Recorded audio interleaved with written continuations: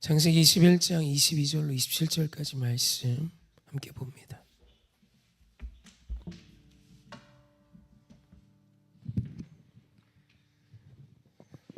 합독합니다. 시작. 그때 아비멜렉과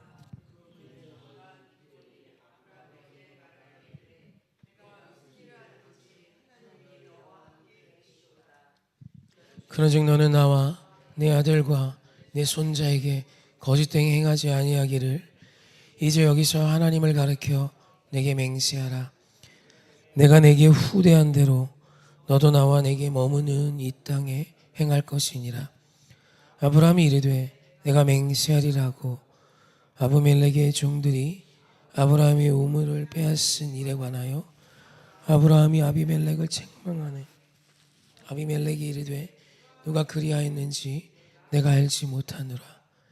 너도 내게 알리지 아니하였고 나도 듣지 못하였더니 오늘에야 들었도다.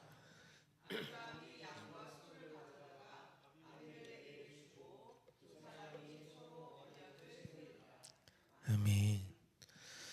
오늘은 그랄과 아비멜렉과 아브라함의 언약, 동맹이라고도 할 수 있죠. 이 언약을 맺는 장면이 나옵니다. 아비멜렉은 블레셋의 왕의 칭호입니다. 카이사르, 우리나라로 치면 대통령, 어떤 그런 칭호지 누군가 이름은 아닙니다. 멜렉이란 단어 자체가 왕이라는 뜻을 갖고 있고요. 아비멜렉은 블레셋의 왕. 이전에 이 전장에서는 그랄 왕 아비멜렉으로 나왔었죠. 그래서 이 아비멜렉이 아브라함에게 동맹을 청합니다. 우리 언약하자. 우리 사이좋게 지내자. 네가 이곳에 거주하는 동안 이곳에서 나와 내 자손들에게 잘해줬으면 좋겠어. 사실 이것이 우리가 그냥 언뜻 생각하면 하나님이 영광을 아브라함에게 보이셔서 드디어 그 모습이 많은 사람에게 하나님의 사심으로 드러나는구나 라고도 볼 수 있지만 조금 깊이 생각해 보면 사실 블레셋 왕 아비멜렉이요 아무것도 아닌 아브라함에게 이렇게 언약을 맺을 이유는 별로 없습니다. 그냥 빼앗으면 돼요. 지금 이렇게 보니까 지금 훨씬 크고 훨씬 더 많은 것을 갖고 한 나라의 왕인 그 아비멜렉이 와서 아브라함과 언약을 하니까 이게 비슷해 보이지만 사실 비교가 안 됩니다. 블레셋은 이미 그 가나안 그 지경의 한 족속으로 명확히 자리를 잡은 지금으로 치면 꽤 큰 나라입니다. 근데 그 나라의 왕이 지금 아브라함에게 와서 동맹을 청하는 건 사실 역사를 아는 사람이라면 이해할 수 없는 거예요. 이건 동맹의 문제가 아니라 빼앗으면 돼요. 갖고 오면 되죠. 아무것도 아닌데. 한데 저 패면 저항할 힘도 없고 그게 자명한 사실이고 그 이성적인 판단이고 그런 일이 있을 수가 없는 거예요. 그저 아브라함이 아비멜렉에게 굽신거려야죠. 나 좀 잘 봐주세요. 제가 이만큼 금은보화 드릴 테니 우리 좀 예쁘게 봐주세요. 이게 상식이에요.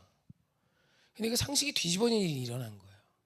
아비멜렉이 아무것도 아닌 아브라함에게, 물론 그 지역의 유력자였고 또 소돔과 고모라 그 지역의 어떤 전쟁을 해결했던 이제는 어느 정도 이름이 알려진 사람이지만 아무리 그래도 블레셋의 왕과는 비교할 수 없는 거예요. 그럼에도 불구하고 블레셋의 왕이 아브라함에게 찾아와 그에게 머리를 조아리며 우리 너와 내 사이에 우리 언약하자. 나에게도 잘하고 내 자녀에게도 잘해줘 라고 말하는 거예요. 그리고 그 이유를 22절에서 아비멜렉이 직접 고백합니다. 우리 22절 말씀 함께 합독합시다. 시작. 그때 아비멜렉과 그 군대 장관 비골이 아브라함에게 말하여 이르되 내가 무슨 일을 하든지 하나님이 너와 함께 계시도다. 아멘. 이 동맹의 핵심은 아브라함이 아니라 아브라함은 여호와 하나님과 함께하는 자임을 아비멜렉이 알았기 때문입니다. 그게 전부예요. 아비멜렉에게 아브라함은 어떤 눈으로 볼 때, 상식적으로 볼 때 아브라함이 가진 것 중에 아비멜렉이 없는 건 없어요. 마음만 먹으면 그놈이 가진 것 따위는 내가 그냥 내 수하로 드릴 수 있어요. 군대 장관이 따라왔잖아요. 아브라함에게 군대 장관이 어디 있습니까? 이게 이제 말이 안 되는 거예요. 근데 그 일을 지금 아비멜렉이 찾아와서 하고 있는 겁니다. 저 변방의 작은 섬나라의 어떤 뭐 추장 정도밖에 안 되는 자에게 지금 한국의 대통령이 가서 머리를 조아리며 우리와 동맹하자 뭐 이런 거예요. 말이 안 되죠. 점령하면 되죠. 근데 그런 일이 일어난 이유는 무엇이냐면 아비멜렉이 아브라함과 함께 하시는 여호와 하나님을 보았다라는 거예요. 아브라함을 통해서. 여러분, 이것이 사실 우리가 동경해야 하고 오늘 우리가 이 세상을 살아가며 우리의 삶 속에서 나타나야 하는 승리의 소스입니다. 그리스도인은 세상의 식으로 너를 압도하는 자가 아닙니다. 내가 너보다 큰 집에 살지. 우리 집은 방이 7개야. 우리 집 화장실이 4개야. 내가 타는 차는 이건 영국제다. 요즘 뭐 독일 차도 별로 안 쳐주죠. 하도 흔해서. 이거 영국제. 영국차야. 뭐 이런 거. 여러분, 그리스도인의 자랑이 여기에 기인하면 안 됩니다. 여러분, 여기서의 아브라함의 승리는 아브라함이 가진 눈에 보이는 무엇이 전혀 아니에요. 아브라함과 함께 하신 하나님이 아브라함의 삶을 통하여 나타나셨고 아브라함의 삶을 통해 드러난 하나님의 영광이 그 아브라함을 높이고 있는 거예요. 여러분, 이것이 오늘 우리가 원하고 바라는 승리의 소스였으면 좋겠어요. 하나님, 내가 나의 그 무엇으로 기인한 승리를 원하지 않습니다. 나의 승리는 내 안에 사시는 나에게 약속하신, 나에게 아들을 주시고 나를 주의 자녀로 약속하신 그 하나님 아버지에 기인하기 원합니다. 오늘 말씀을 읽으며 그런 사모함이 들었어요. 오늘 여러분이 세상에서 또 우리의 자녀들이 세상에서 인정받을 때 학벌이 좋고 인물이 좋고 뭔가 훤하고 가진 게 있고 세상이 말하는, 세상이 기뻐하는 그 어떤 유형무형의 것을 가졌기에 세상이 찬사하는 것이 아니라 내가 너를 보니 하나님의 형통케 하심이 있다. 내가 너를 보니 하나님의 영광이 있다라는 그 위대한, 세상 어떤 걸로도 흉내낼 수 없는, 세상을 압도할 수 있는 하나님의 거룩한 영광이 우리 안에 나타나길 원합니다. 그럼 이제 여기서 하나 더 보고 싶은 건 아비멜렉이 어떻게 아브라함과 함께하는 여호와 하나님을 알 수 있었나, 볼 수 있었나라는 게 굉장히 중요하죠. 성경에서 명확히 그 사실을 기록합니다. 물론 이제 성경학자나 역사학자 중에는 이제 이 우물 분쟁으로 기인하여 아브라함이 가는 곳마다 뭐 이제 아브라함의 아들 이삭이 그랬듯이 아브라함도 그랬죠. 우물은 그때 그 지역 그곳에 가장 중요한 에너지원이자 생명의 근원이죠. 그래서 우물이 있는 땅과 우물이 없는 땅은 평수와 상관없이 가치가 다르겠죠. 그래서 우물이 전쟁의 이슈였고 이 전쟁의 이슈였던 우물의 문제 앞에 아브라함은 그랄 목자들, 뭐 그랄 사람들에게 그걸 내어주면서도 여전히 형통케 되었고 또 가는 곳마다 우물이 터지는 이 일을 아비멜렉이 알았기에 그랬다라고 주장하는 자도 있습니다만 사실 그건 성경의 기록과 조금은 상이한 부분이 있습니다. 오늘 말씀에도 보면 아비멜렉이 아브라함에게 책망을 듣습니다. 내 우물을 너의 사람들이 뺏어가.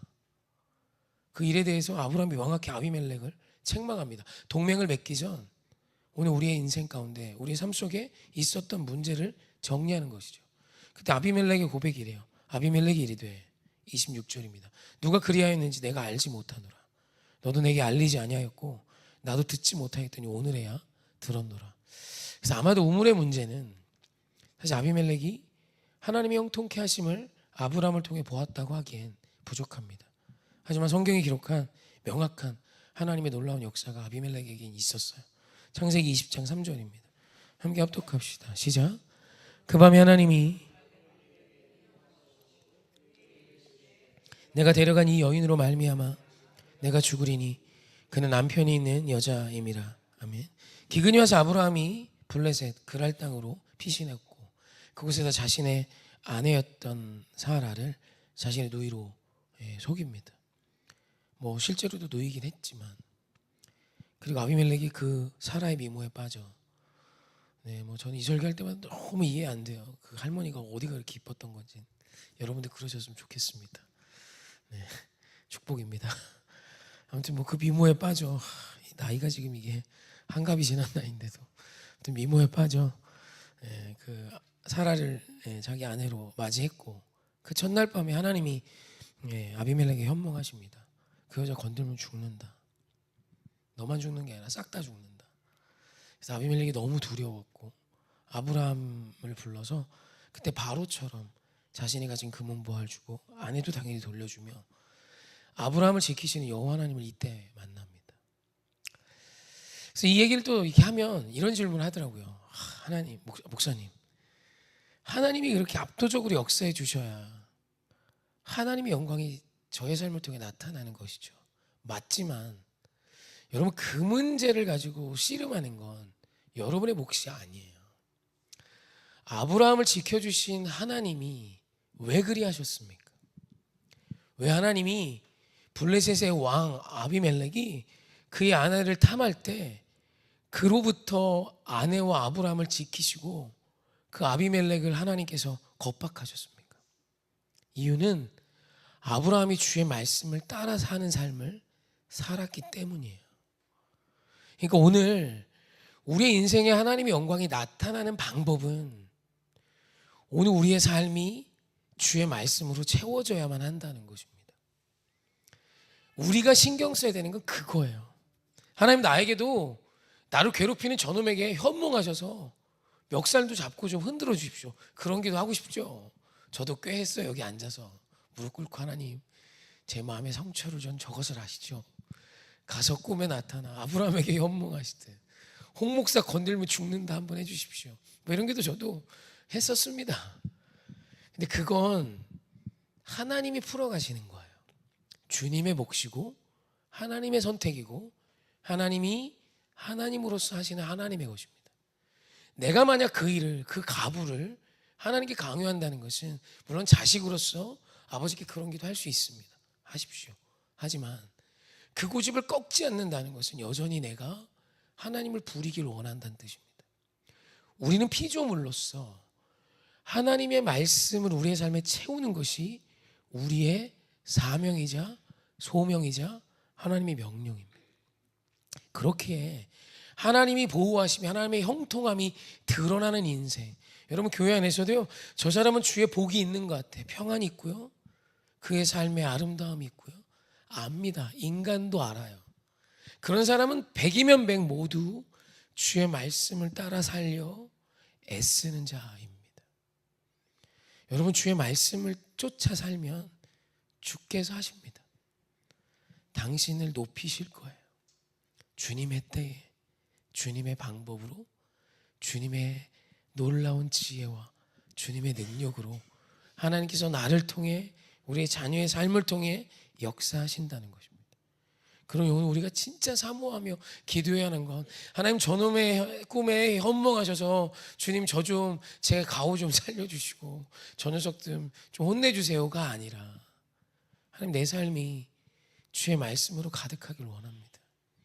나의 고백에 사랑이 있길 원합니다. 오늘 나의 삶에 시기와 질투가 떠나가게 하시고 주의 명령과 주의 말씀이 이루어지는, 주님 보시기에 선하고 보시기에 좋은 토부의 삶, 보시기에 좋았더라, 빛이 있으라 하시니 빛이 있었고 주의 말씀이 임하면 그 말씀이 순종함으로 이루어지는 우리에게 하여 주시옵소서. 여러분, 하나님이 감사할 것을 명하셨지 않습니까? 감사하면 기적이 일어납니다. 이유는 주의 말씀에 순종하는 자이기 때문이에요. 기뻐하면, 기도하면 하나님 역사하십니다. 이유는 그것에 순종함이 있기 때문이에요. 할렐루야. 여러분, 기도에 힘이 있는 게 아닙니다. 기도를 들으시겠다 약속하신 하나님의 약속의 말씀이 있기 때문에 우리의 기도가 유의미한 거예요. 아멘이시죠? 그래서 우리는 언제나 말씀으로 승리하는 저와 여러분이셔야 합니다. 아브라함은 사실 아비멜렉 앞에 찌질했습니다. 하지만 하나님은 그 아브라함이 못나고 부족하고 이런저런 연약함이 있어도 그가 주의 말씀을 따라 가나안 땅에 나아갔고 그곳에서 살아가는 그 아브라함의 순종을 통해 하나님은 모든 약속을 지켜주신 신실하신 언약의 하나님이심을 기억하시며 오늘도 우리의 삶에 주의 말씀이 성취되는 하루가 채워지시길 주님의 이름으로 축원하며 부탁합니다.